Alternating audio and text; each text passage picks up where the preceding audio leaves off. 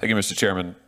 General Barr, I commend your candor in calling what happened in 2016 what it is, which is spying the Trump campaign and spying on the President of the United States. I'd like to talk a little bit more about spying. Counterintelligence investigations like the one that we now know the FBI launched against candidate Trump and President Trump, those are designed to thwart spying and sabotage. Is that correct? That's correct.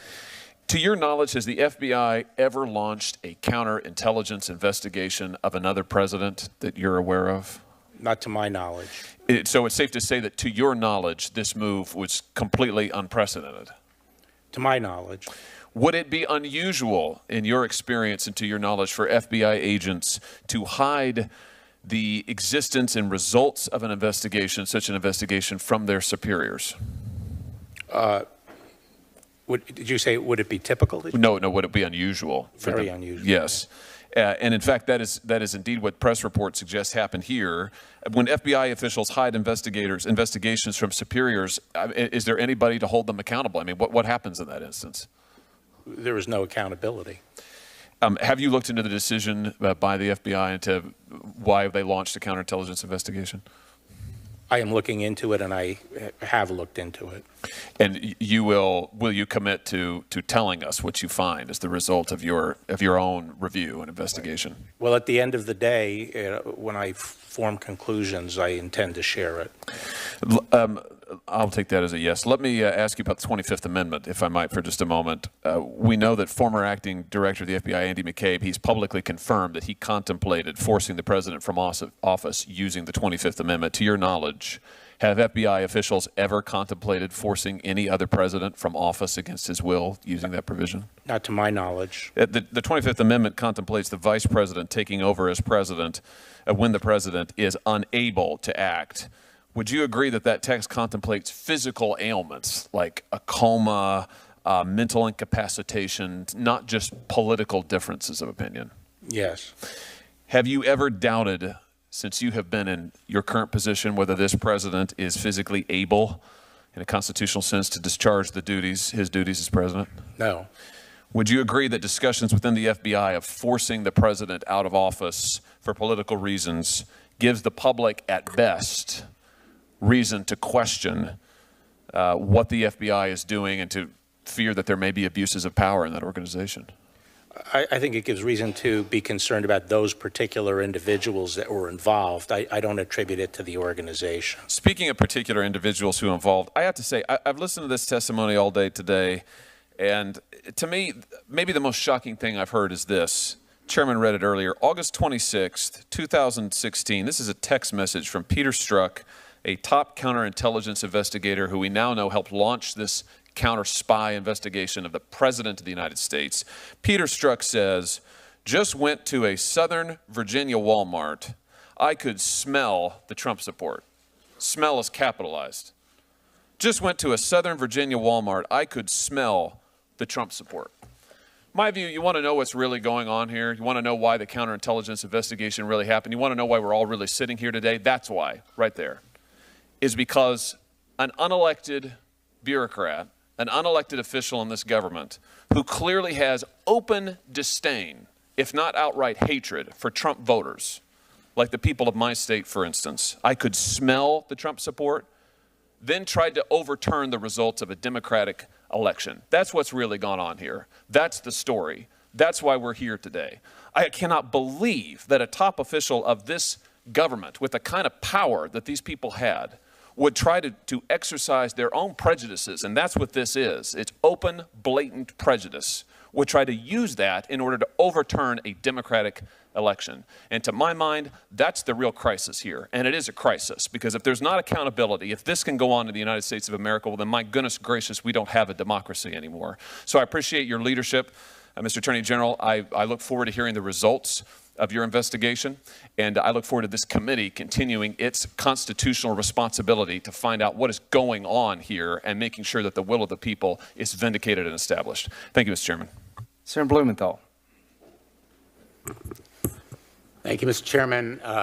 Thank you, Attorney General Barr, for being here today. You've been very adroit and agile in your responses to questions here, but I think history will judge you harshly and maybe a bit unfairly, because you seem to have been the designated fall guy for this report. And I think that conclusion is inescapable in light of the 4-page summary and then the press conference you did on the day it was released, knowing that you had in hand a letter from the special counsel saying that he felt that you mischaracterized his report. And you were asked by one of my colleagues, Senator Van Hollen, whether you knew that Bob Mueller supported your conclusion, and you said, I don't know whether Bob Mueller supported my conclusion. You were asked by Representative Chris. Excuse me, Senator. That conclusion was not related to my description of the findings in the March 24th letter. That conclusion refers to my conclusion on the obstruction cases. So it's a different conclusion. It was exactly the same it's a different conclusions that was used by Special Counsel Mueller. And on the obstruction issue, at page 8 and 182 of the report, I don't know whether you have it in front of you, the special counsel specifically said, at the same time, I'm quoting, if we had confidence after a thorough investigation of the facts that the president clearly did not commit obstruction of justice, we would so state. He said it again at page 182, and yet in your summary and in the press conference that you did, you in effect cleared the president on both so-called collusion. The difference is I used the proper standard. That statement you just read is actually a very strange statement for a prosecutor. 4 of the specific obstruction episodes, Robert Mueller concluded that there was substantial evidence on the 3 necessary elements of obstruction. Well, you're a prosecutor. I have to finish my question. Okay. Well, you haven't let me finish my answer. Well, let me just finish the question. We can do both. All right, good. You ignored in that press conference and in the summary that Robert Mueller found substantial evidence, and it's in the report.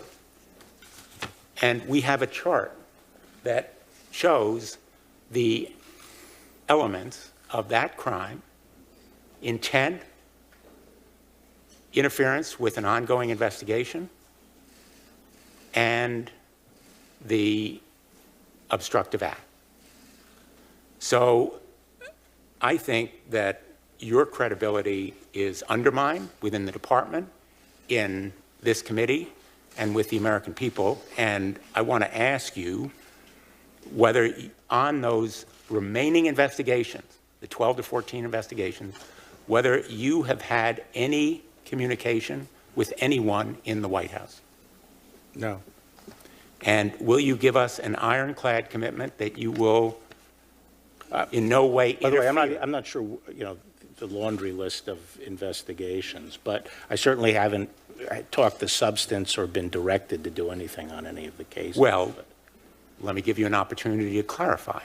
Yeah. Have you had any conversations with anyone in the White House about those ongoing investigations that were spawned or spun off by... I don't recall having any substantive discussion on the investigation. Have you had any non-substantive discussion? I mean, it's possible that a name of a case was mentioned. And have you provided information about any of those ongoing investigations? Any information whatsoever? I don't recall, no. You don't recall? I don't recall providing any. Wouldn't you recall about whether you gave information to somebody in the White House about an ongoing criminal investigation in the Southern District of New York, or the Eastern District of New York, or the Eastern District of Virginia, or the Department of Justice? Yeah, I mean, I just don't recall providing any substantive information about a case. Is there anything that would refresh your recollection? If I probably looked over a list of cases and thought about it. But I don't recall discussing. You know what those investigations are. We've discussed them at your confirmation hearing, correct? Whether, I think there's 12 or 18 cases, right? You don't know what those investigations are, Mr. Trent? I do generally, but I can't remember each of them. And let me ask you one last time. You can't recall whether you have discussed those cases with anyone in the White House, including the President of the United States? My recollection is I have not discussed those. But you don't recall for sure? Let me move on. I can say very surely I did not discuss the substance of any. Will you recuse yourself from those investigations? No. Let me ask you about a couple of quotes from the President, since a number of my colleagues have raised the Russia investigation. And these are from the report, untruths recited by the report from the President in December of 2016, when President Trump was asked about the intelligence community's conclusion that Russia interfered in our election to boost Trump's chances. He said he had, quote, no idea if it's Russia, China, or somebody. It could be somebody sitting in a bed someplace. 400-pound person.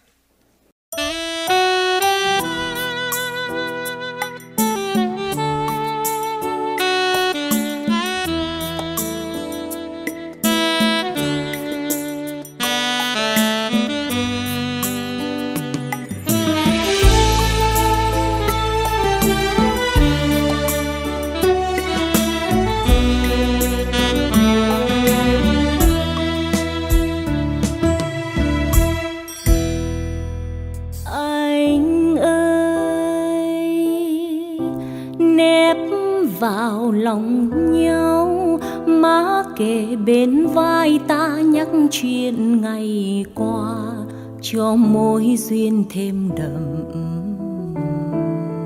đà.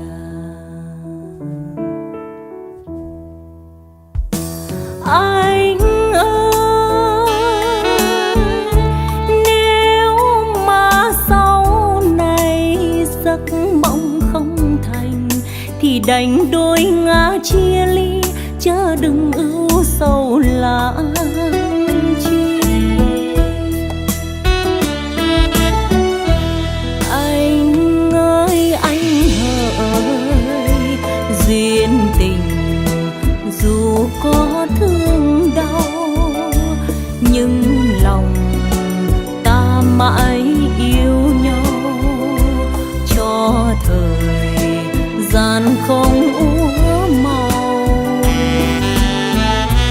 Anh ơi anh hỡi, xuân về nào có đâu xa, nếu mà mỏi gối bồn ba, anh về nối lại tình ta.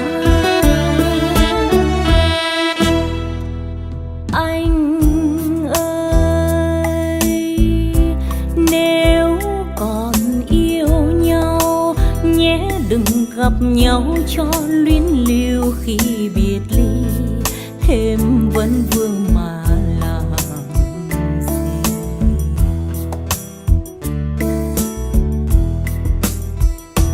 Anh ơi, có ngờ đâu rằng khúc nhạc chưa tàn mà vội xa cách. Anh ơi đôi ngả biết tìm về đâu.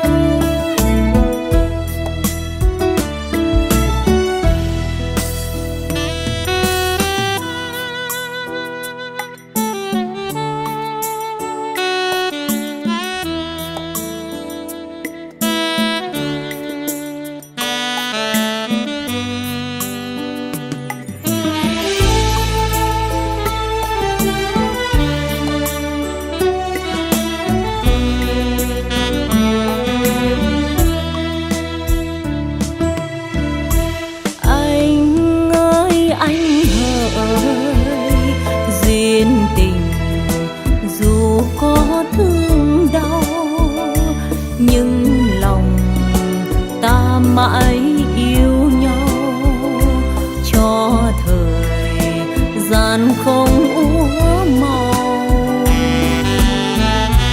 Anh ơi anh hỡi, xuân về nào có đâu xa, nếu mà mỏi gối bồn ba, anh về nối lại tình ta.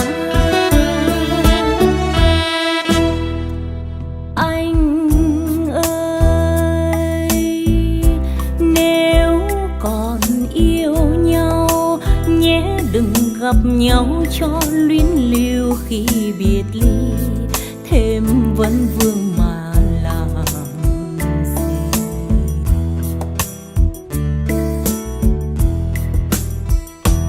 Anh ơi, có ngờ đâu rằng khúc nhạc chưa tàn mà vội xa cách. Anh ơi, đôi ngả biết tìm về đâu.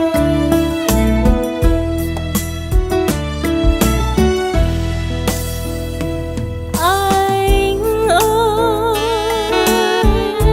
có ngờ đâu rằng khúc nhạc chưa tàn mà vội xa cách. Anh ơi, đôi ngả biết tìm về đâu.